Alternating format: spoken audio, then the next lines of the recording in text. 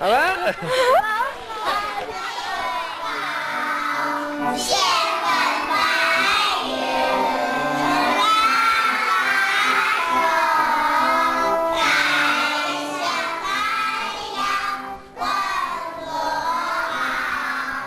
Bienvenue à Pékin, madame et messieurs.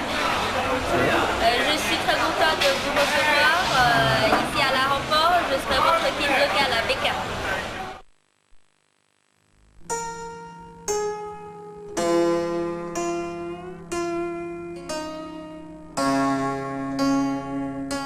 Depuis 3 décennies, la révolution culturelle n'en finit plus d'avancer. La Chine compte 1,2 milliard d'individus, dont 10 millions dans l'agglomération de Pékin.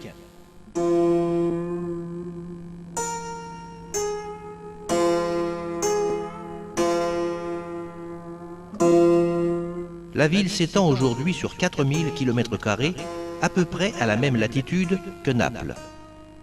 Au XVe siècle, la dynastie des Ming en fait la capitale. Elle est conçue comme un vaste damier avec des artères en angle droit, selon un axe nord-sud et des règles cosmologiques auxquelles obéissent les constructions. On se protège toujours du nord, synonyme de mauvais esprit et d'invasion barbare.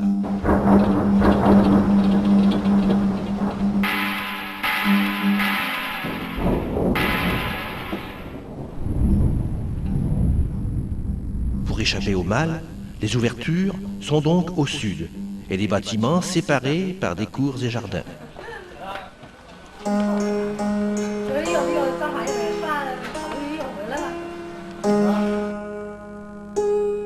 Au pied d'une construction impériale, côté nord, par exemple, on trouve un marché.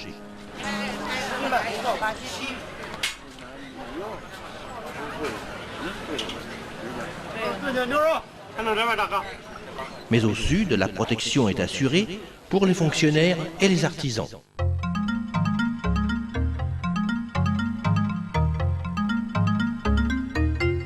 Selon la philosophie de Tao et le paradis des mortels, les rivières sont les artères de la terre et la pierre des montagnes, son squelette.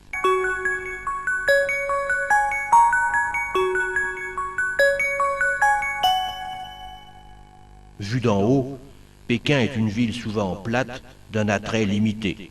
Voilà qui réduit les dégâts en cas de secousse sismique. En 1976, un tremblement de terre a quand même fait de nombreuses victimes. Du temps des empereurs, aucune construction ne doit dépasser la cité interdite. Avec les temps modernes émerge l'urbanisation. La ville et ses faubourgs sont vastes, le réseau routier est conséquent. Le jaune domine, c'est la couleur des taxis-fourgonnettes, pratique et pas cher. Pékin est un inextricable marché permanent. L'automne y est sec et agréable, d'où l'encombrement pittoresque des rues. La circulation s'en accommode, elle-même anarchique. million de vélos sillonnent l'agglomération. Les écologistes applaudissent. Mais voilà qui trahit un niveau de vie encore modeste, grâce auquel Pékin évite l'asphyxie. Le parc de bicyclettes est impressionnant.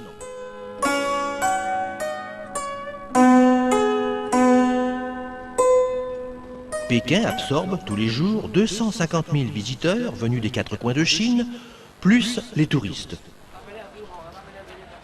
C'est le signe d'une consommation effrénée que les Chinois découvrent après trop d'années de vaches maigres.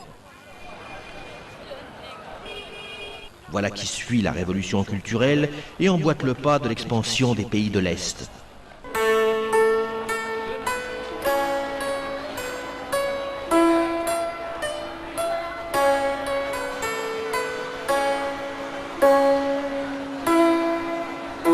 C'est la Samaritaine pékinoise, qui draine son flux comme dans n'importe quelle capitale du monde, sous l'œil aguerri de quelques sommités bienveillantes du système.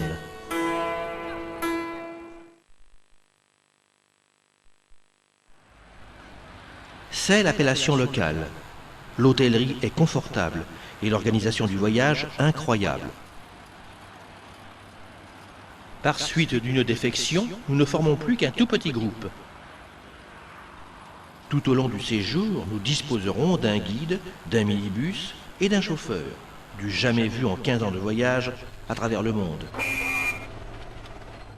Tous les jours, nous serons baladés à 80 km à la ronde autour de Pékin, restaurés en cours de route, midi et soir, et reconduits à l'hôtel au jour déclinant. Extraordinaire, non ?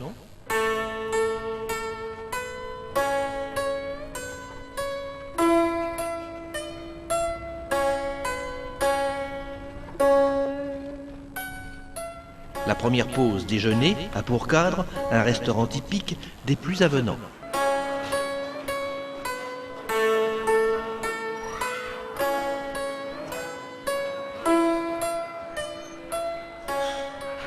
Dans quel sens on mange tout ça?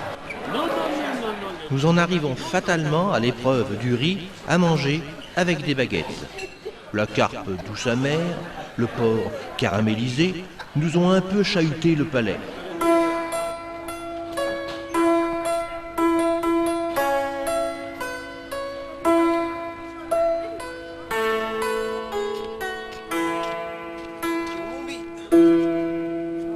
La promenade digestive longe cet écran mythologique de 30 mètres de long sur 5 mètres de haut. La Chine impériale y aligne ses effigies, qui remontent au XVe siècle.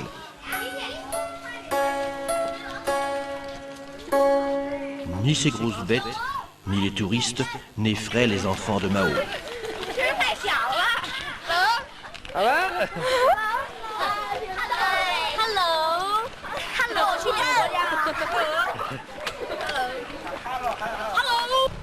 Comment venir à bout d'une ville sèche et plate, en modifiant le paysage? On creuse un lac artificiel comme celui-ci et on récupère la terre pour ériger une colline comme celle d'en face. Pourquoi ce nom inattendu?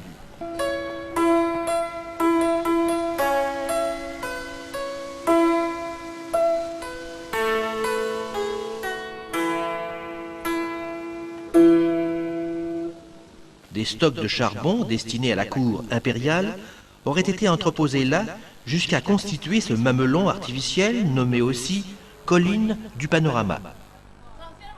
Une autre légende évoque la couleur noire qui est celle du charbon et des influences néfastes venues du nord, contre lesquelles cette colline précisément protégerait le palais impérial.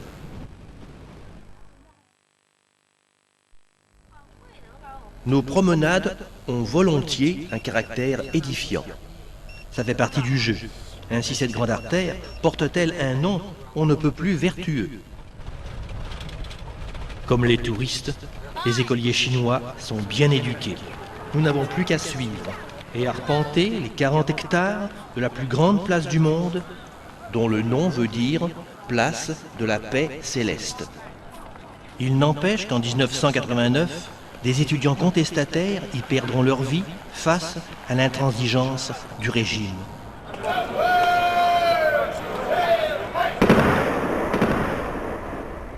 40 ans plus tôt, le 1er octobre 1949, c'est pourtant ici même que Mao Tse-tung proclame la République de la Chine populaire. En 1976, au même endroit, 1 million de Pékinois viendront lui rendre un dernier hommage. Tandis que glisse le touriste devant ces épisodes historiques, la ferveur populaire se mesure au kilomètre devant le souvenir du grand timonier.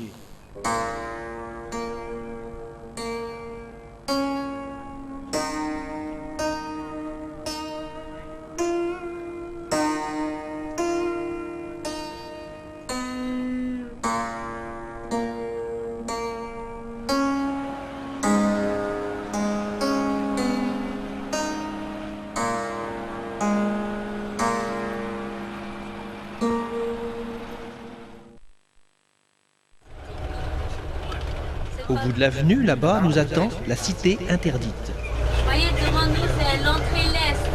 Il y a 4 entrées sur le rempart parce que la cité, elle est rectangulaire. Et la superficie est de 72 hectares.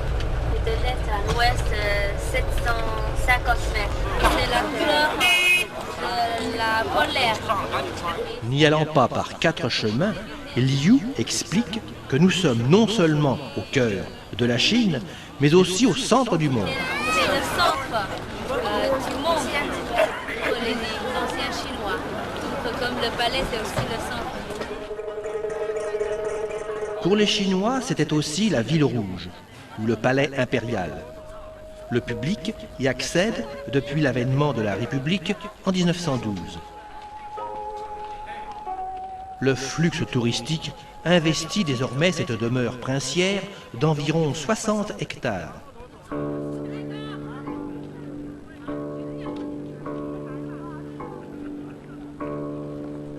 La ville interdite est construite entre 1407 et 1421 sous le règne du 3e empereur de la dynastie des Ming.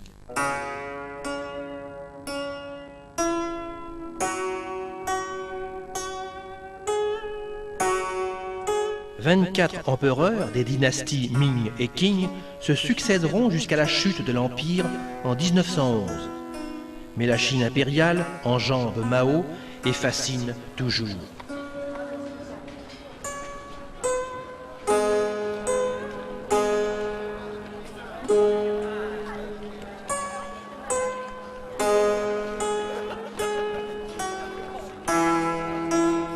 Ces énormes calices prévoyaient en fait des réserves d'eau contre les incendies.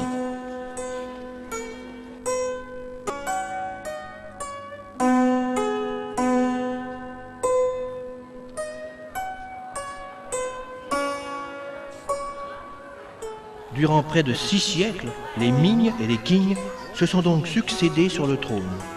Ça vous emberlificote, les touristes. Et les fils de Mao, s'y reconnaissent-ils davantage ?